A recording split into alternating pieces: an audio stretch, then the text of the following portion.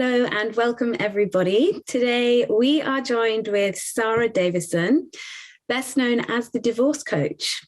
And she is an award-winning authority on breakups, divorce, and life empowerment.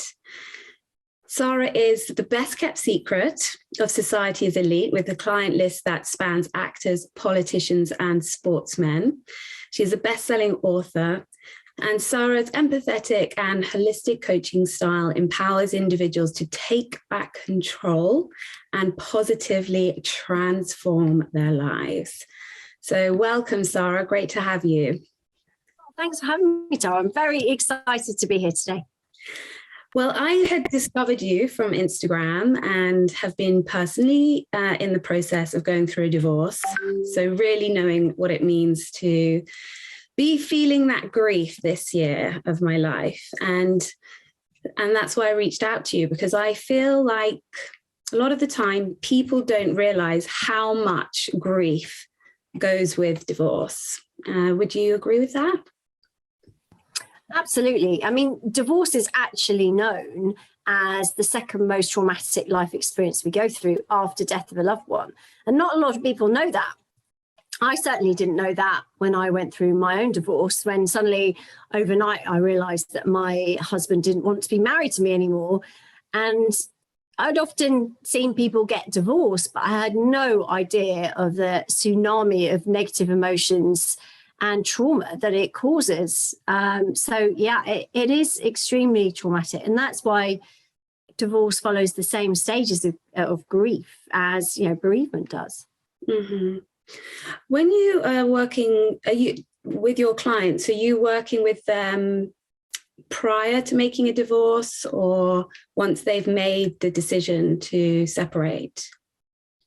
Well, everything really. I mean, some people come to me saying, I think I'm going to leave my partner, or my partner said that they're leaving. For example, at the moment, I've got a client whose partner said when the kids go off to university in September, so still giving her about 10 months notice, but he's saying, I don't think we'll have anything in common to stay together for.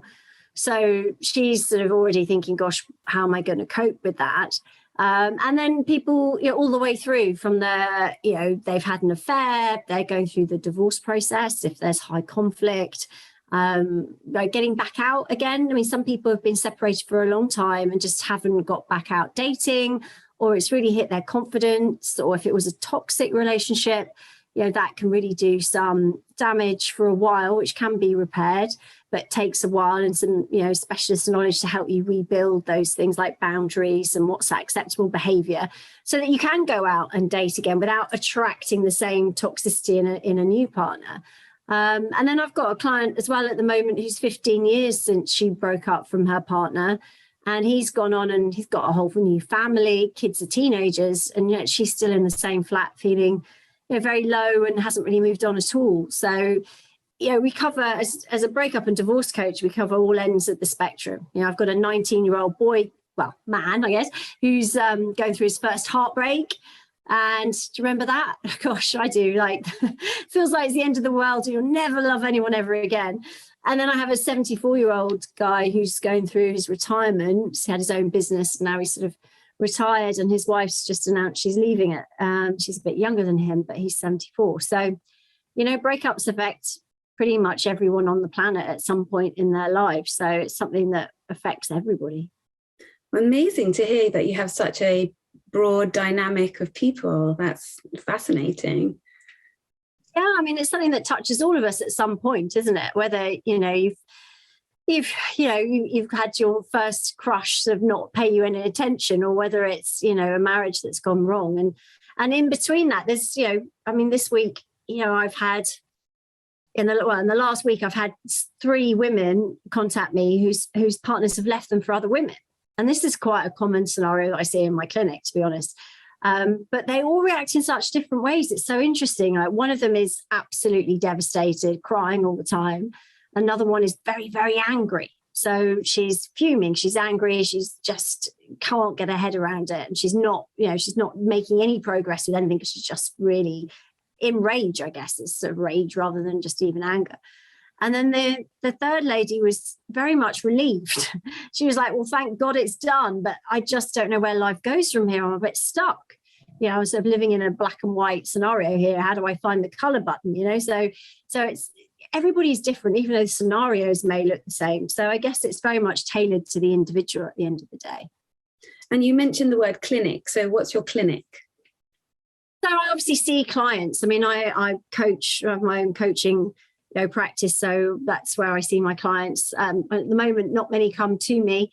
Some clients, they mentioned in the intro, some maybe more well-known clients want me to go to them. They don't want to come out. But a lot of coaching these days is done over Zoom online like we're doing now. And I think it's really opened up, the accessibility, because you don't really need to make, you don't need to travel. You don't need to book it in your diary. It's just, an hour and a half. So yeah, you can get the help at a click of a button now, rather than having to even change your tracksuit bottoms. You can maybe make an effort on the top part, but don't need to bother on the bottom. Absolutely.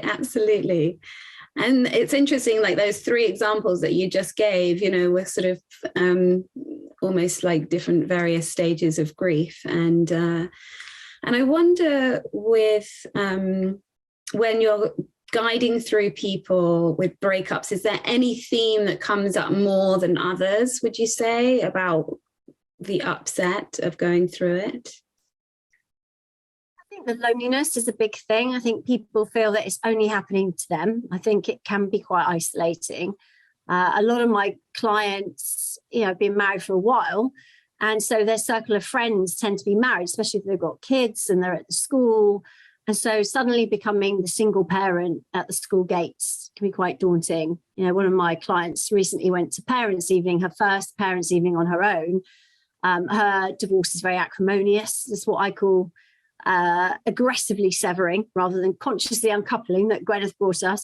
A lot of my clients will be doing the other end, which the aggressively severing end.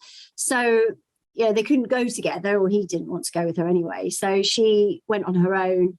And I think that when you're in an environment where everybody else is a couple, quite often your mind plays tricks and you think, gosh, they must be the happiest married couple on earth, and I'm the only miserable person, when you don't really know what goes on behind closed doors. But even if they are happy, it's not about everybody else, it's about you. And there are lots of people going through breakups, so you're never alone. And so one of the things I find, like you mentioned my Instagram earlier, is that, I do what I call talky stories in the morning. Well, someone called them that, and that name sort of stuck. I do little videos, just bring up, people might DM me overnight questions and things, and I'll just pick one and talk about it. And I think, by doing that, people realize through following me that, they're not alone. Lots of people are going through, lots of people are interacting and engaging with the posts, and they can see, actually, yeah, no, I'm not alone. Other people are going through this. And I think that sense of community can really help, because that isolation of being on your own, physically, because your partner's left, and then you've got to also the practicality of that, now having to learn to do the jobs or the household chores that maybe your partner did. Now you're having to do them, and maybe they're not your strongest point. One of my clients at the moment, she'd never done any online banking, and she'd been married for 44 years. And so it's a different generation maybe. And her husband had done all the driving and the online banking, and she'd done most of the cooking and the cleaning quite traditionally. She hadn't worked, and he had.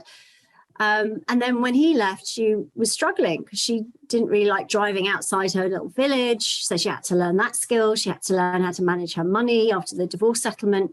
So those things can take a bit of an adjustment. So, knowing that there's people around you who can support you and are going through similar things, I think is probably one of the fastest ways to help you heal and get that breakup support team around you, friends, family, someone to exercise with, a coach, somebody, so you've got your team, maybe a financial advisor and a lawyer. If unfortunately you need a lawyer to go through the divorce process, most people will.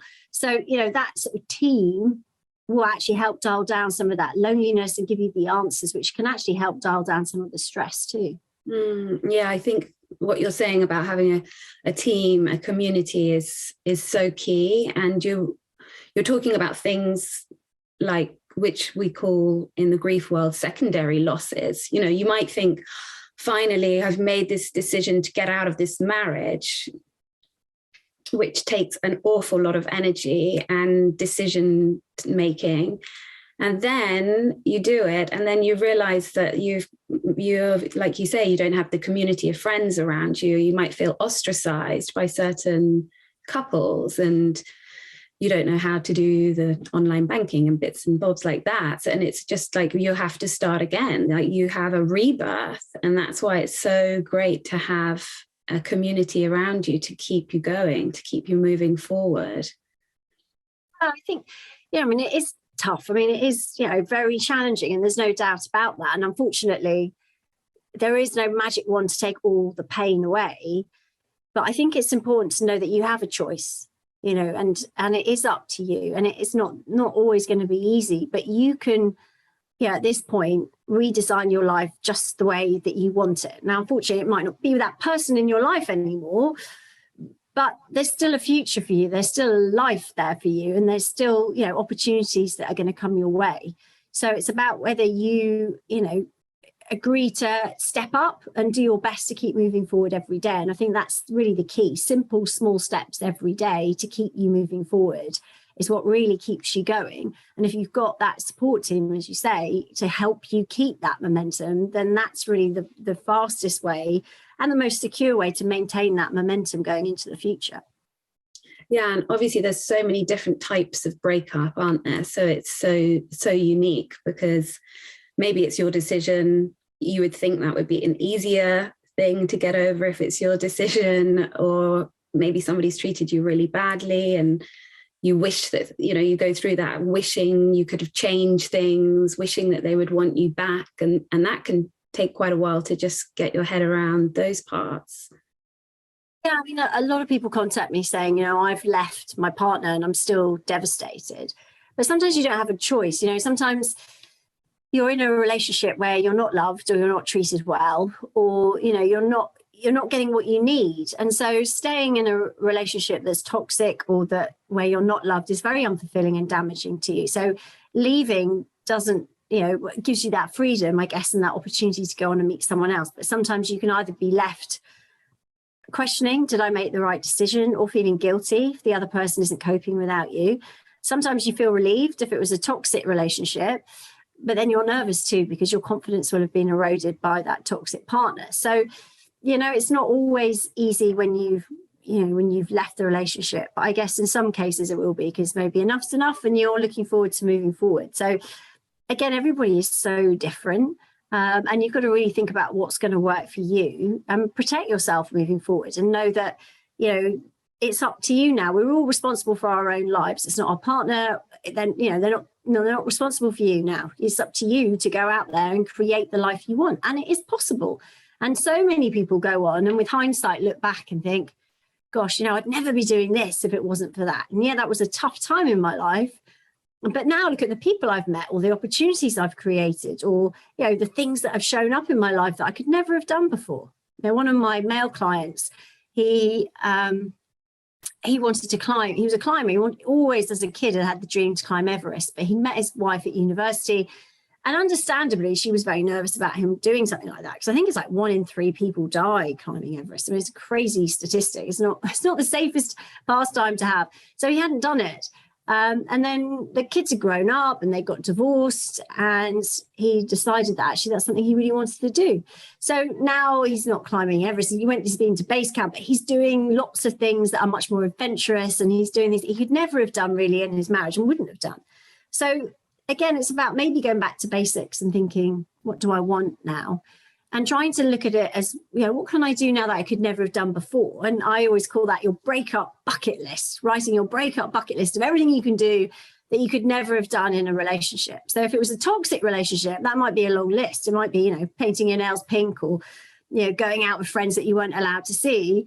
Or if it was a relationship that maybe had fizzled out, or that, your partner left you, maybe there's things now that you can start doing that you really sacrifice to be with that person. So maybe traveling to certain places or eating certain foods. So it's about trying to think about the positives and focusing on what the opportunities are, because our mind plays tricks, doesn't it? It takes us back to, oh, what am I missing out on? Or, what's not fair about this? Or what's wrong with me? Why aren't they with me? And the more you stay focused on that, the more you're going to stay stuck in the past. So shifting your focus whilst it can take a real wrenching effort to do it, is well worth it, because once you start looking at the opportunities, you'll see more of them. And that's where that snowball momentum effect starts to kick in. I know you make it all sound like such a good idea to be single, for sure. But I was thinking about the sort of these sort of old limiting beliefs that we have around, like, feeling like we're failing if we have got divorced. What would you say to your clients? What do you say to your clients about that kind of old belief? Well, I think it's really, really common. I think it's really normal to feel that, you know, you signed up to something and you wanted to make it work, and that's what you both at the time had committed to doing. So I guess it's a normal human reaction that, you know, it didn't work out. But using the word failure is an interesting one, because, you know, it depends on the relationship. As I said, everyone is different. Every relationship is different. But, you know, there's still lessons to be learned, and people come into your lives for a reason. And sometimes that's, you know, people come in for that saying, a reason, a season, or a lifetime. And we can't pick, unfortunately. You know, we've all had friends, I'm sure, that we think, oh, they're going to be my best friend forever. And then, you know, maybe 4 or 5 years down the line, maybe one of you's had kids, or one of you travels somewhere, and yes, you still care about them, but they're not your best friend, because now you're spending all your time with someone who's doing the same sort of life daily activities that you're doing. So, you know, there's lots of things that change in life, but it's about thinking about, right, what have I learned from the past? Because that's the important thing. You have to learn the lessons from the past, especially with a breakup, because there's reasons why your relationship didn't work. Now, it might have been that you weren't very good at picking the right partner for you in the first place, or it might have been that your partner had done something that was, you know, destroyed the relationship, or it might just have fizzled out over time. But the important thing is to look and say, well, what have I learned from that? And what is the opportunity? Who have I become because of that? And who am I yet to become? Because I think life has a funny way of teaching us the same lessons over and over again until we sit up and listen to them. You know, I don't know if you found that, Sara. Like, sometimes you're like, okay, I'm getting the message, right? That kind of personality in a partner for me just doesn't work. They might be really attractive. I might find them really hot, but actually being in a relationship with someone who's probably more obsessed with themselves than me, or is not emotionally intelligent, or can't pick me up when I need a help or a hug, or to be cheered up, you know, finds that too difficult. You know, whatever it is, you know, you need to learn the lessons, because if you can, then you grow from that. And it's not a mistake. It's not a failure. It's not something that didn't work out. It was part of your life, a phase of your life where you learned some valuable lessons and you grew and you became a different person. Maybe you learned different skills, different things, but now you're in the next phase. So how can you take the good stuff from that and use that moving forward? And quite often, with hindsight, again, we look back and go, gosh, if I hadn't have been with that person, I would never have been able to do this, or have learned a skill to be able to do that, or have attracted this into my life. So again, it is about learning. So it's not about focusing on what we did wrong. It's about focusing on what we've learned. And if there is anything to bank and say, yeah, I'm not going to do that again, then it becomes conscious behavior. And when it's conscious behavior, that means we control it. We can choose, we have options. Whereas when we're doing things unconsciously, like dating the hot guy or the hot girl, then maybe that's not conscious. Maybe we're not really realizing that in the long run, you can skip all that hurt and pain, because it's going to end up that way. So let's just go for the, you know, the values that are important to us, the things in life that really would create a sustainable relationship for us moving forward. And if you can look at it like that, as in learn the lessons, and now I'm more empowered to move on and have more opportunities that are going to serve me better, then I think that's a more empowering way to look at things. And it's certainly the truth of the matter if you choose to look at it that way. Yeah, I love that. It is a very empowering.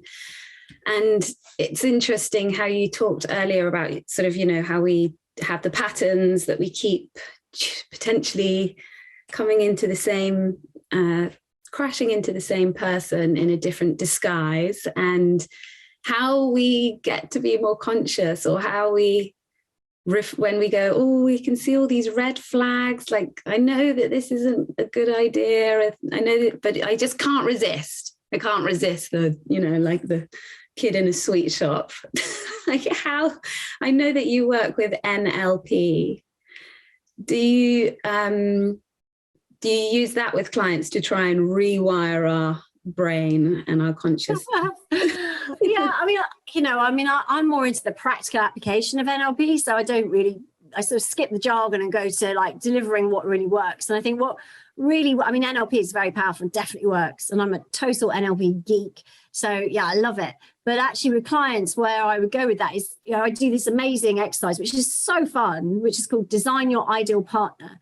And for those people listening who are thinking, I don't want another partner, look, stick with it, because you have to, this is not just about dating. This is about learning the lessons I just talked about. So how you do it, it's really simple. You write down all the things that you want from a partner. Now, most of us are pretty good at that, whether it's tall, dark, handsome, short, blonde, blue eyes, good at this, good at that, interested in travel, whatever. We all know what we want. But then what do I need from a partner? Now, that, again, is one of those things that we talked about earlier where you can overlook. But if it's emotional intelligence or honesty or kindness or thoughtfulness, whatever it is, probably the opposite of what your ex was in a lot of cases. What is that? What do you need for a relationship to be sustainable? Okay, so you've got the want and then you've got the need. So that's great. And then the third part is up to 5, but no more than 5 must not haves. And these are things that are deal breakers, that if they show up in a partner, whether it's on date 1 or date 20, you deploy your parachute and get the hell out. Okay, this is what I call a safety net for those of you that are worried about dating because you're going to make the same mistakes. So we have to kind of go to plan it before we start dating. So this gives you a really good safety net. So, must not have the things that are not, green eyes. I mean, gosh, we can be flexible on eye color. But things like, lies maybe, or rudeness, or drugs, or maybe it's kids, or doesn't exercise, whatever it is for you that fundamentally is not going to work for you if it shows up, then that's something that we have to have on that list. So up to 5. And if they show up, get out, deploy the parachute and leave the building immediately. Because, a lot of people who are hurt from a breakup will be thinking, oh, well, maybe I can change them. Maybe I can, maybe it's going to be different with me this time. Something that I hear a lot. Or, he said that he was selfish on date 1. His mum called him selfish. But, I thought, well, because he was telling me that, he can't possibly be selfish. He must just be saying his mum's got it wrong. No. When someone tells you who they are, believe them. When someone shows you who they are, you've really got to take notice of that. So I think us women especially are particularly prone to, oh, don't worry, that will change, or, seeing things with rose-tinted glasses. And if you want to date with a safety net so that you're limiting your chances, of course, we can't eradicate your chances, but limiting your chances of getting hurt. If you do that exercise with what you want and need, then you've got the positives there, but you've also got your deal breakers that if they show up, this isn't going to work long term. And, therefore, it's not Mr. Right or Miss Right. It's get out now, eject button. So I think that's a really good tool to use, because getting more clarity about who you want is going to help you really filter out the time wasters or the people where you might get hurt again. And you're banking those lessons and focusing on, well, actually, where's this more suitable partner for me, which ups the chances of me finding that happiness that you want from a partner. Yeah, and I think it's about knowing what, like, you're really ascertaining what our needs are, like really getting to know who we are on a deeper level, as opposed to, like you were saying, women just go, oh, I'll kind of mold myself to make this work and ignore those things, because we are wired for connection. And I guess the more connected we feel within ourselves and the more rooted in what works for us, what doesn't work for us, the more able and more conscious we are to make better choices for ourselves. Absolutely. I think it's really important that, connection, love and connection is, the number one human need. But we have to be careful that we're not doing that sort of limpet thing where, I see it so often with clients, that are new clients who are saying, right, I've just met someone, they've got a pulse and they show me one sign of affection and I'm in, and I now don't have to be alone ever again. And that's not a recipe for success. That is the recipe for, getting hurt. But the important thing to add, I guess, Sara, is that it's not about finding Mr. Right or Miss Right necessarily. It could just be, finding Mr. Right now.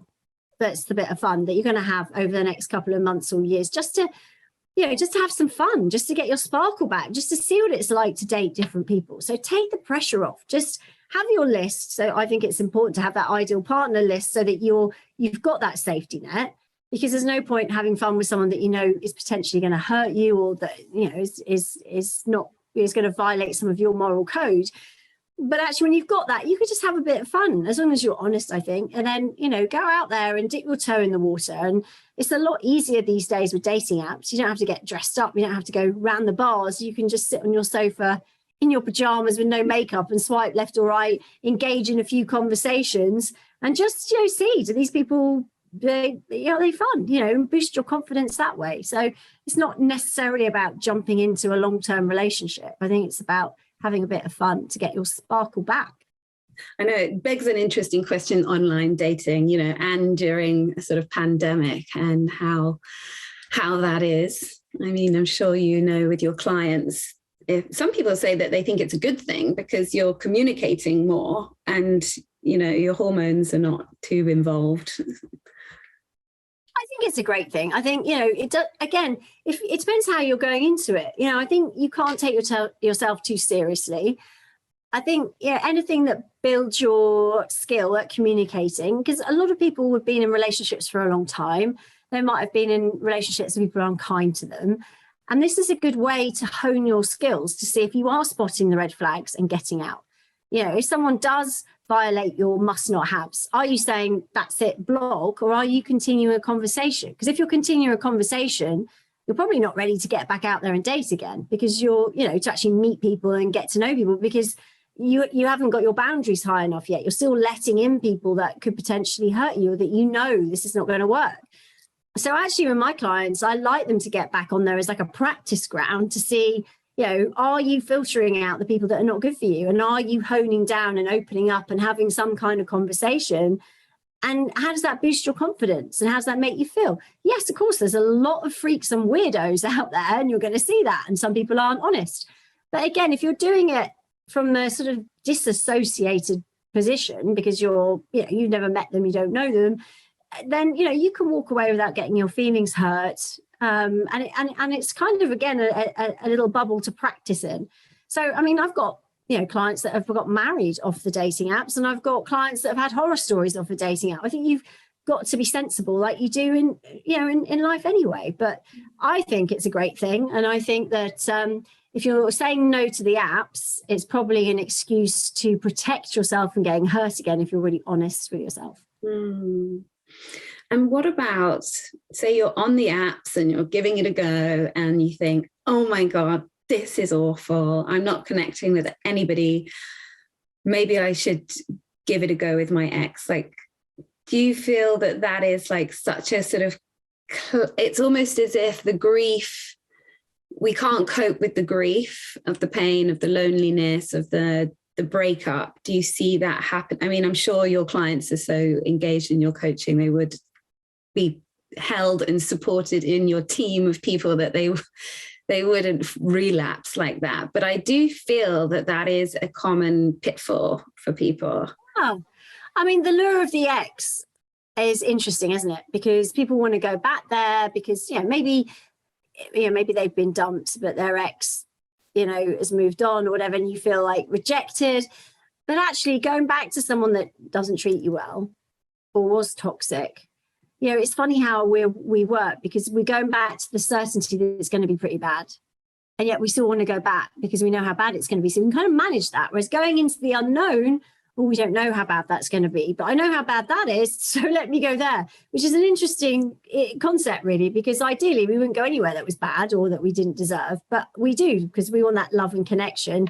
So get it from someone who we know isn't really a safe bet is an interesting one.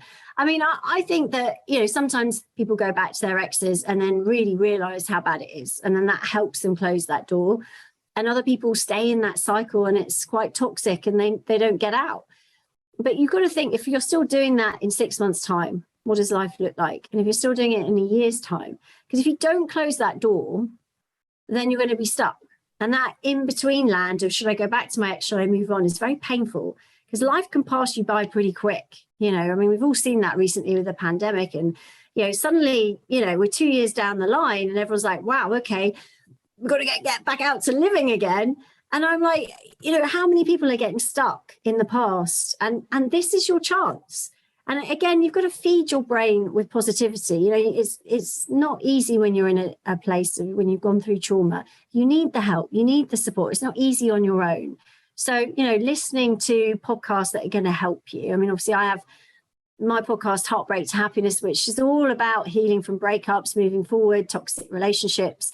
So, I mean, something like that. Or, your favorite, most uplifting, person that you listen to, your information. There's lots of people out there. There's Oprah, there's Paul McKenna, there's so many people doing amazing podcasts now on so many uplifting topics. But I think feeding your brain with positive information that's going to help you and make you stronger, and listening to inspiring stories about how people have turned their lives around will really help you get perspective sometimes on your life and think, right, well, if they can do it, I can do it. And small steps every day will really change the balance. And before you know it, you'll be focused on more happy things and you'll be attracting better things. And then life starts to find a way of being steady again and calmer again, and you feel more at peace again.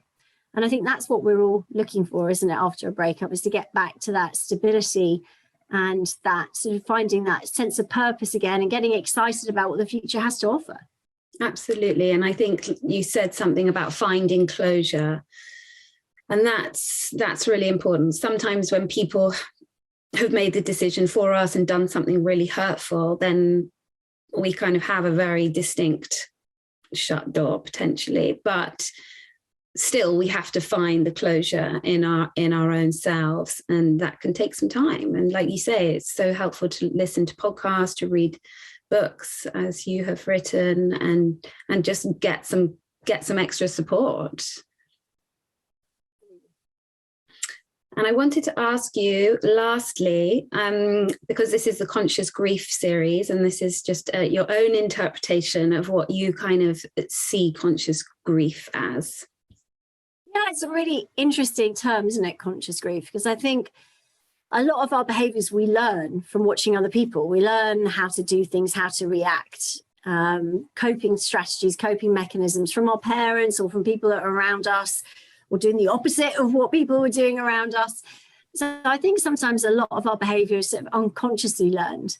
And so if you can grieve, whether that's bereavement or the end of a relationship, but you can do it consciously, knowing that there's stages you're going to go through, and there's going to be ups, there's going to be downs. But you control the remote control to your brain. We all do, just we don't get the manual when we're born, do we, unfortunately? So we kind of figure it out as we go along.